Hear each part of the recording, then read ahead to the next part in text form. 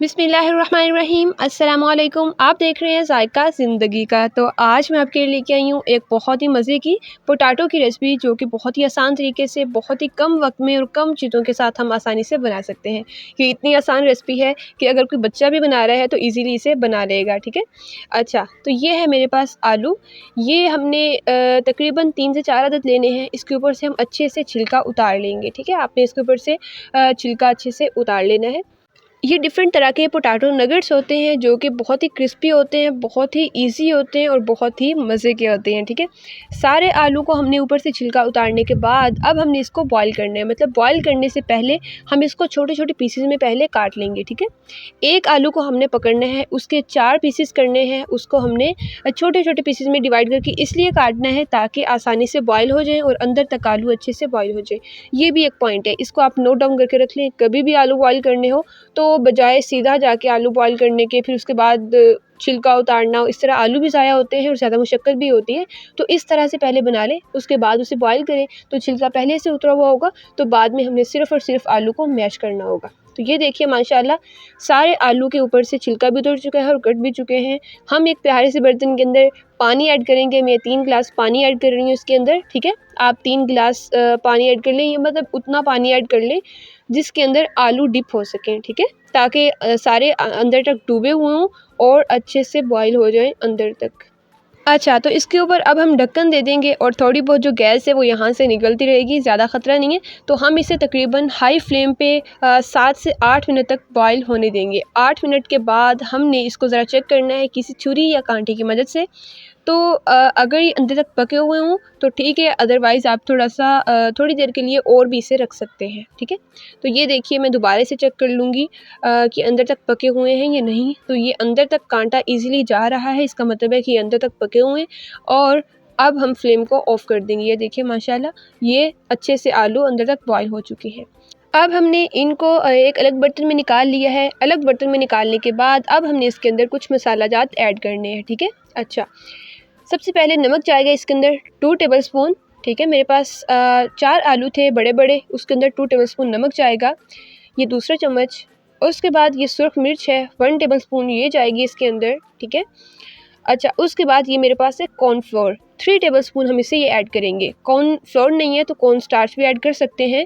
ये एक्चुअल में जो मसाला है उसको आलू के साथ लगाता है, उसको अच्छे से साथ चिपका देता है। ठीक है। आप इसको हाथों की मदद से करना है तो हाथों की मदद से मैश कर लें, अदरवाइज़ आप मैशर के साथ भी कर सकते हैं। उसके बाद मेरे पास है मटर। मटर हमने इसके दाने जो हैं उनको अच्छे से धो के इसके अंदर ऐड कर देना है, जितने भी आप चाहें कर सकते हैं। अगर आपके पास नहीं है तो ज़रूरी नहीं है, आप ना भी करें तो ठीक है।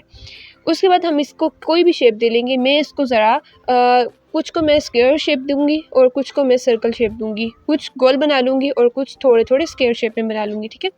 आप अपनी आसानी के हिसाब से कोई भी इसको शेप दे सकते हैं। ठीक है। अच्छा, अब मैं आपको एक और बात बताऊँ, आपने आलू के अंदर पानी ज़रा सा भी नहीं रहने देना। अगर आप इसके अंदर पानी छोड़ेंगे या जैसे मैश करते वक़्त या किसी भी तरह से इसके अंदर जितना ज़्यादा पानी होगा उतना ज़्यादा फ्राई करते वक़्त ये मतलब कि टूट जाएँगे और इसकी शेप ख़राब हो जाएगी और ये अलग-अलग हो जाएँगे। ठीक है। मतलब कि जब आपने बॉईल करने के बाद इसे पानी से निकालना है तो तब आपने इसको अच्छे से निचोड़ के निकालना है पानी से। आपने इसको वैसे नहीं निकालना और वरना ये टूटना शुरू हो जाएंगे जब आप इसे फ्राई करेंगे। उसके बाद जब आपने इसे मैश करना है तब भी इसके अंदर पानी ऐड नहीं करना। ये आपको थोड़े खुश्क लगेंगे लेकिन आपने इसके अंदर पानी ऐड नहीं करना। ये देखिए अब हमारी फ़ाइनल लुक तैयार हो चुकी है फ्राई करने के लिए। तो अब हमने इसे ज़्यादा ऑयल गर्म नहीं करना। यहाँ पर भी टूटने का ख़तरा होता है अगर आप ज़्यादा ऑयल गर्म कर देते हैं। तो आपने यहाँ पर ऑयल को ज़्यादा गर्म नहीं करना, हल्का सा गर्म हो उसके अंदर ऐड कर दें और उसके बाद आपने इसको ज़रा जल्दी से हिलाते जाना है और निकाल लेना है। ठीक है। ऑयल गर्म होगा, एक तो जलने का ख़तरा होगा, दूसरा इसका टूटने का ख़तरा। तो ये मुझे लग रहा है कि ये दूसरी दफ़ा, ये सेकंड स्टेप है ना, मतलब कि दूसरी दफ़ा दोबारा डाल रही हूँ तो ये आई थिंक टूट ना जाए कहीं, बिकॉज़ के ऑयल थोड़ा सा ज़्यादा गर्म है।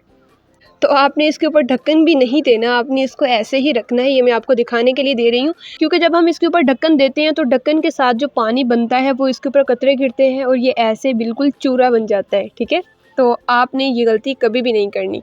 एक तो आपने ढक्कन के बगैर इसे करते जाना है, पानी इसके अंदर नहीं होना चाहिए, और दूसरा आपने इसको ज़्यादा गर्म ऑयल के अंदर ऐड नहीं करना। ठीक है।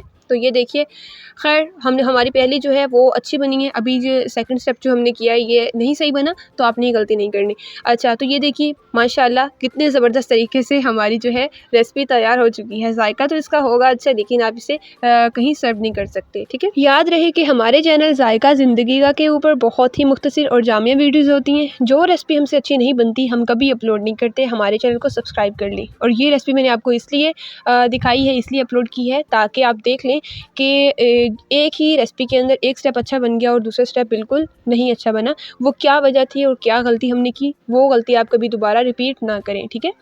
अच्छा, तो ये देखिए माशाल्लाह इतनी ज़बरदस्त तरीके से हमारी रेसिपी बनकर तैयार हो चुकी है। वीडियो पसंद आई है तो वीडियो को लाइक कर दें, हमारी रेसिपी को ज़रूर ट्राई कीजिएगा। अल्लाह हाफिज़।